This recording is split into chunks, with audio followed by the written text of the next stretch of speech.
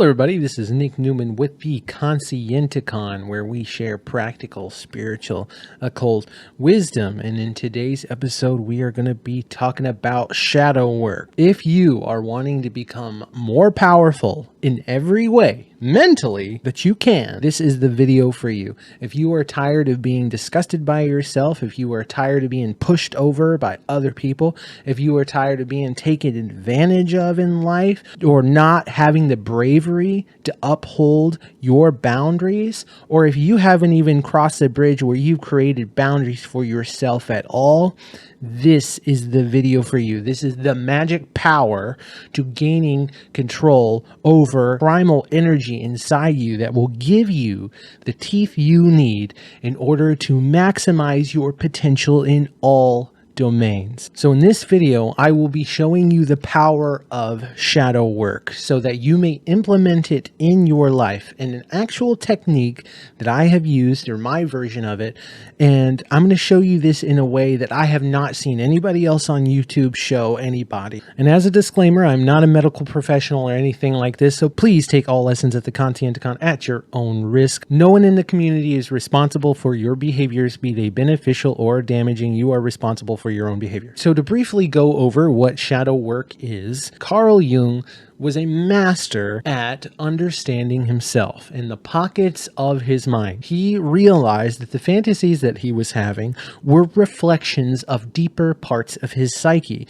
And not only that, these deeper parts of his psyche were part of humanity. And so this is why he called these things archetypes of the collective unconscious. Legend has it, when Jung was very young, he had met what he called shadow, which is the part of the psyche in which all of the things the persona rejects is hell. I like to think of the mind as holding folders, just like on a desktop.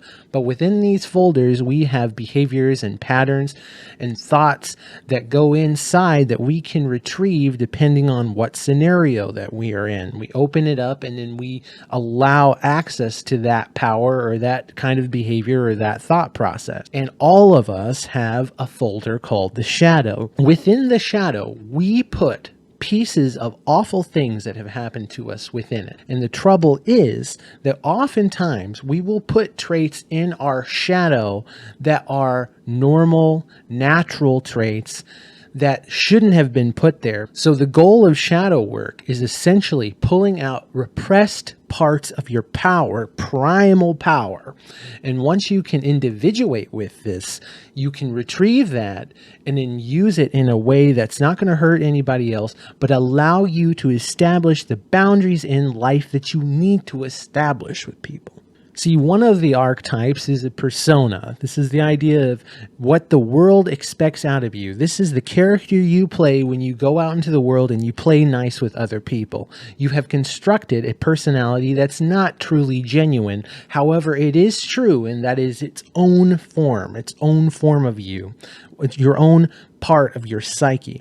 So it's true in that even though it is a mask, this mask is made up of you, but it's false in that you have to repress other parts of yourself in order to play well with others. Everything that the persona cannot be goes inside the shadow. And when you are in situations in life where you are completely at the mercy of somebody else's will, or you're completely dependent on somebody else, all you can be is persona. And so because all you can be is persona, you repress so much power in the shadow. But today we're going to allow ourselves access to pieces of this power. So there are some contingencies that we must put in place in order for you to be able to meet these very scary parts of yourself, to be able to accept them. And the first thing that is absolutely core and critical to understand, that a lot of people don't understand when doing shadow work, which completely nullifies all attempts and efforts at individuating this part of yourself, is the understanding that there are primal things about human beings that you and I have that cannot be dissolved. So as a thought experiment, let's imagine that you decide to adopt a wild raccoon. right? And you let this wild raccoon in your house, right? And it's hissing at you and it's doing all of this and all of that. So having a wild raccoon in your house probably isn't very good for your situation. And we know why it's not good, because there are certain traits that raccoons have that are not conducive to living healthy, let's say. Raccoons are naturally mischievous. They're very intelligent. They're social creatures as well. So if you got one in your house, it's probably going to invite some friends. And more often than not, they're very hungry little buggers. So I imagine that if you had one in your house, it would rummage through your kitchen, destroy your things, and all of this. But we're not going to be so quick to say that there's something wrong with the raccoon, because this is its nature. Its nature is to be this way. So if we have a raccoon loose in our house, we're not going to be upset that it was doing what raccoons do. We're going to lock the door next time, and we're not going to let them in our house. Now, you can still domesticate a raccoon. You can still take a raccoon and train it and get it to behave, and you can get it to be cuddly and sweet and all of this. But on occasion, it will be prone to bite. It will be prone to behave in mischievous ways. And this is not something that can be gotten rid of. It is its nature. And perhaps it can be bred out across time. But that's the point to understand, is that humans, not unlike raccoons or any other living creature in the world, have primal traits, desires, behaviors that cannot be dissolved. They can be controlled through discipline, but they can never, ever be dissolved. And it is core that everybody understands some of these traits about human nature, about our species and our brothers and sisters and ancestors that made us. And some of these traits are not very pretty. Human beings across time have been all of the following things, and so are you and I. Human beings have been violent, territorial, sexual, covetous, competitive, vengeful, prideful, afraid of pain, shameful, and deeply afraid of the loss of social status. No matter who you are in the world, this is part of your humanity. These traits are all traits that are primal and necessary for our species to have fought and survived and to have gained resources for us to be here. So you must understand that no matter how nice you think you are, deep down inside you, you are violently vicious. And we keep this thing in chains. We keep this beast within us, within the shadow.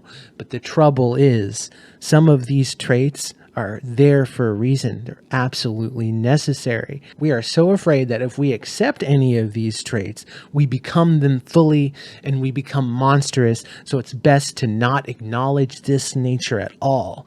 But individuation isn't possession by the shadow. Individuation is a handshake with the shadow. Individuation is accepting that you and I are beasts that like to mate, that like violence, that strive for power and dominance, and when pressed, are more than willing to take these things from other people. When you chain away these traits that cannot be absolved, you leave yourself a victim to the will of every other person around you that is not playing by the same rules. I'm sure all of you listening have been betrayed by another person, injured by another person, assaulted, emotionally controlled, pressured, and all of this by other people. If you are finding yourself in scenarios in life where you feel absolutely helpless or manipulated by someone else, or you don't feel confident in your own skin, I'm telling you, you have deeply repressed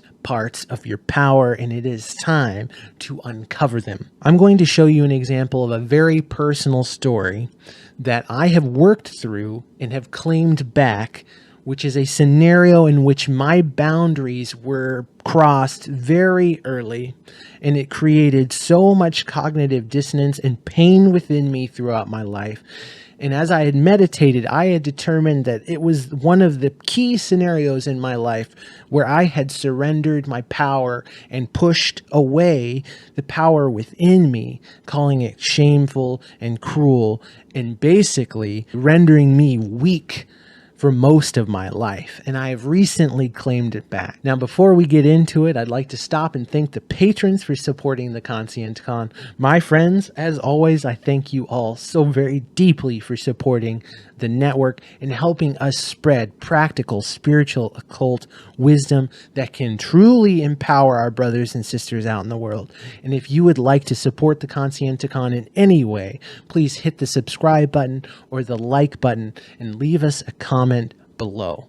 So the first step of shadow work involves you asking yourself, what scenarios have I been in recently or in the past where I have felt powerless, weak, or have made a decision that has made me feel resentful or shameful or weak about my own self-image, weak within. The next question is, you ask, when was the first time I felt this? Or when was the first time I allowed this boundary to be crossed? Or when was the beginning of the trauma? So you ask yourself, what happened?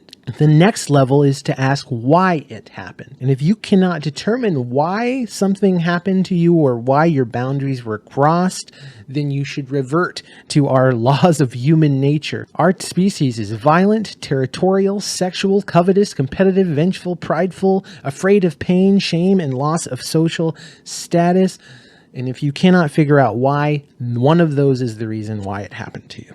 And it does not justify it, it just is what it is. Next question you ask is, what were the consequences of this event happening to me on my behavior, and how many other scenarios was it related to? The next thing we must do is mentally relive the scenario.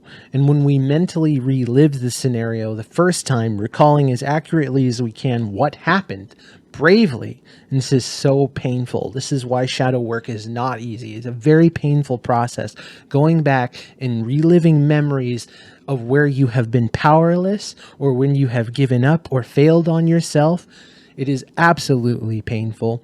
However, if you get through the other side of it, you will reclaim tremendous power. Finally, once you have relived it and calculated what has happened, you relive the scenario once more and impose your will on it and say, this is what I would have done in this scenario. Instead, this is how I would have handled it now, and this is how I will handle these scenarios forever into the future. In situations where you have been physically dominated, you might be an individual who is maybe frail or sickly or small or incapable of serious physical protection.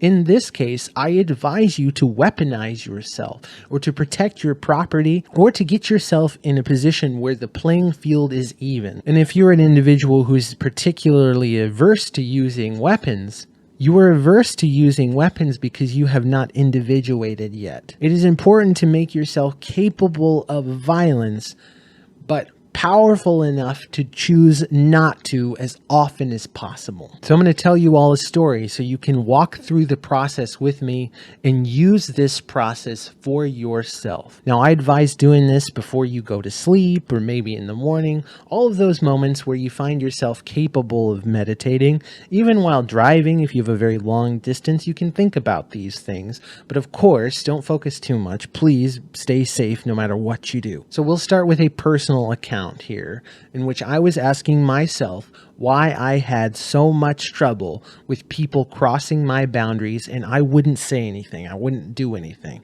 People cut me in line, I would let it happen. If people would steal from me, I would let it happen. If people would insult me or people around me, I would let it happen. These are boundaries that are there and by principle everyone should have. But I allowed these boundaries to be crossed so many times that I lay meditating on why I allowed these boundaries to be crossed. And so when you ask yourself this, your mind will direct you to the source of the trouble. So when I was younger, I was a very fat little boy. I was bullied a lot because I was so much heavier than the kids around me, right? So I was almost twice the size of the kids around me. But the trouble is, I thought being big was bad. So I tried to constantly make myself smaller. And one of the key moments that happened to me when I was young is I was in a line, probably around first grade. I was in a line after we had had recess, and we were in a line to get water from a water fountain. I had girls that I had admired in the class. I had some friends of mine in the class that I really admired too. And I was feeling okay at that point, until I was in a scenario when it was my turn to get water at the water fountain, and a little boy cut forward through the line and then pushed past me and started to get a drink. Now, when he did this, I stood back and I was, let's say, shocked and upset about him cutting the line. And so the teacher was too. And my teacher looks and stops him and says, "You cannot cut this line. Please go to the back of the line." Now, instead of the boy listening, he turned and he looked at me and he said, "I don't care what this fat ass wants. I'm going to get my water." And he said this, and then he pointed at me, and all the kids in line laughed. So all the kids in line laughed at me. The girls in the class I had a crush on all laughed at me. All of my friends that were supposedly my friends laughed at me. And the teacher didn't do anything. She looks at him and she says, "Apologize to him right now." And he said, "I am not going to apologize to this fat fuck." And it broke my heart, because to be real with you all, I really liked this kid. I initially liked this kid. I wanted him to like me too. Not only did this boy insult me, he got exactly what he wanted. He got to cut everybody in line and get his water. He got to insult me in front of everybody and to maintain a position of status where nobody else wanted to mess with this boy because he was quite the bully. And then he had no discipline from the teacher from that point on. The teacher didn't want to do anything about it. And so from that day forward, I thought the only way that I could have remedied a situation like that would have been to politely get out of the way and let him do whatever he wants, so that nobody would ever point me out and make me feel ashamed or make me feel gross or laugh at me or make me a joke. Human beings have primal natures, and even so young, it was my primal nature to try and maintain my social status. And this boy had single-handedly made me the lowest rung of the social status there, and the primal part of me was not happy about it, and then decided to buckle forever and say, from here on, if I have anybody who is loud and willing to point out my flaws like this, I must bow to them. I must get out of their way. I must let them do whatever they want, so that they don't see me at all and they don't cause a scene and they don't create shame. So this boy had deeply disrespected me and gotten everything he wanted whilst doing it. And that is what happened. And now we ask why these things happened. Well, I was afraid of losing social status, which I had lost. And this boy was just thirsty and territorial and aggressive, which are natural human traits. So we know why both of us were doing what we were doing. So now I ask myself, what are the consequences of that happening to me? And the consequences were very simple, is that from then on, I was a complete pushover. I would let anybody do anything they want to me or take from me, because at the end of the day, I was just hoping that I could stay invisible as long as possible. And then from then on, that affected every moment of my life forward. Anytime I would get into a conflict, I would just say, get small, get out of the way. And then I would feign virtuousness by saying, oh, you know what? They needed it more than me or whatever. Why can't everybody be chill? I'm a pacifist, this and that, which is absolute bullshit. It was an excuse I put in place in order to, well, excuse my weakness. So the next step would be to relive it, which I did essentially by explaining what had happened. So kid cuts in line, makes me feel shame, makes me feel really low in front of everyone, and totally gets away with it. That's what happened. That is the process. And that's me reliving it and feeling the fear and the shame and the disgust in myself from then forward, which was exceptionally painful to understand and to recognize. So now I ask myself, what would I do if it happened to me again? So if I could relive the moment, which I have in my head many times, if I could relive the moment with this boy cutting me in line, I would permit it. I would say, you go ahead and you go and drink. And he would get in trouble by the teacher like he did. and he would try to shame me. And to reciprocate, I would point out just how pathetic he was, that he had to cut everybody in line and turn the crowd against him, turn that shame on him, that he thought he was so much better than everybody that he could just cut them. And then the scenario could quickly turn violent, and I would recognize that I was twice this boy's size. And yes, indeed, I was fat. But all it would take is for me to put my weight on this kid and it would be over. And so by recognizing that, recognizing my power that I truly had in that scenario, not wanting to take things to a violent place, I have to recognize and acknowledge my potential for violence. But in the potential where this kid would fight me, which he probably would have swung at me.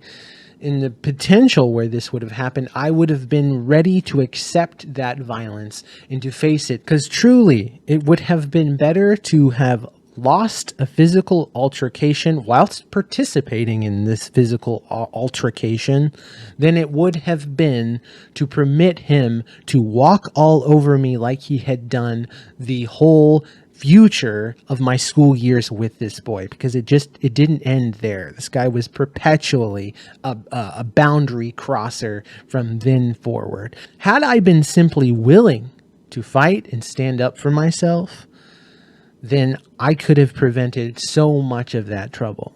And another thing is, it's very important to forgive ourselves at that time, because you and I are not the same person we were whenever we were hurt in the past. It is important to update that information in integration, to go back to the points where you were a child and to meet those with the eyes of an adult and say, this is what have happened. But now that I have individuated this part of myself, I feel so much more lighter and so much more powerful and so much more confident in every way. I have acknowledged that if somebody else is willing to pay the price of violence to cross my boundaries, then I too am permitted to be violent in order to protect my boundaries, and that there's nothing wrong with that, and that there's absolutely nothing wrong with my innate nature of being territorial or having the propensity to be mean and violent. There's nothing wrong with that. And there's nothing wrong with me being as big as I am. So my friends, please take the time to analyze the scarring within your mind and to replay those scenarios and to edit it with new values and principles that will allow you to individuate these parts of your human nature that you have repressed so very long. And these repressed traits can be so many different things. There are so many parts of yourself that are genuinely good that you have repressed deep within your psyche in order to simply protect yourself and survive. My friends, pull those traits back out. Look at the scenarios when you've had your boundaries crossed, relive them, and implement new principles so that you may overcome. Because once you do, so much of your life is going to get easier. Take the time to analyze your self-perceived weaknesses and fear.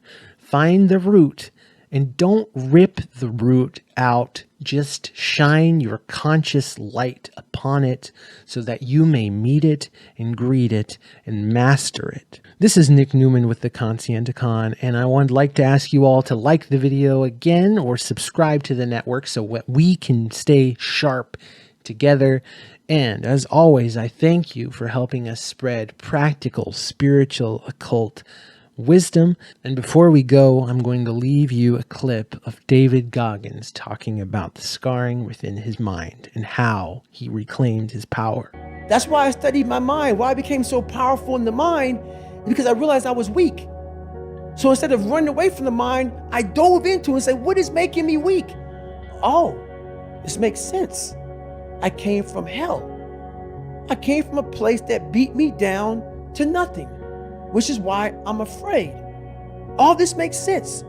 So systematically, one by one, I went back and met every single person in my mind, every situation. I went one-on-one with them again. in my mind and say, okay, let's now revisit this. And that's how you do it. That's how it works.